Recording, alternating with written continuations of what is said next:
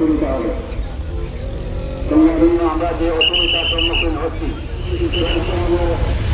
বর্তমান সরকারের কাছে ক্ষুধার্ত আহ্বান জানাচ্ছি অতি দ্রুত এই রাস্তা মেরামত এবং ঢাকা থেকে তামাবিল পর্যন্ত রাস্তাটি যেন পুনর্নির্মাণ করে আমাদের সিলেটবাসীকে উপহার দেওয়া হয়। সিলেটের যে সমস্ত আঞ্চলিক মহাসড়ক এবং সিলেট ঢাকা আঞ্চলিক মহাসড়ক আর সিলেট ঢাকা মহাসড়ক এইগুলো আজকে ভেঙে চুরে একবারে নিঃশেষ হয়ে গেছে। যে পুরানো রাস্তাটি যে মেরামতের প্রয়োজন সেটাও কেউ দেখভাল করার নেই। আমরা সিলেটবাসী মানে এতই বঞ্চিত যে এই সরকারও আমাদের আন্দোলনের ফসল, অথচ এই সরকারের আমলে সিলেটের কোনো প্রতিনিধি নাই। আমি শুধু সড়কের কথা বলবো না, রেলও অনুরূপভাবে আজকে সেই ব্রিটিশ ইন্ডিয়ার যে Akhaura Sylhet railway section metre gauge ছিল, এখনও সেই মিটার গেজ লাইন আছে।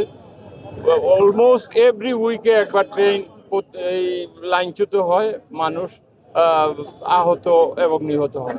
আমরা যাব কোথায়? আমাদের তো পিট ওয়ালে ঠেকে গেছে। এই জন্য আমরা প্রতিবাদ শুরু করেছি। আমাদের এই প্রতিবাদের ভাষা এখন হয়তো নিয়মতান্ত্রিকভাবে আমরা করছি। আমরা পুরো সিলেটবাসীকে নিয়ে একটা ব্যাপক আন্দোলন গড়ে তুলব।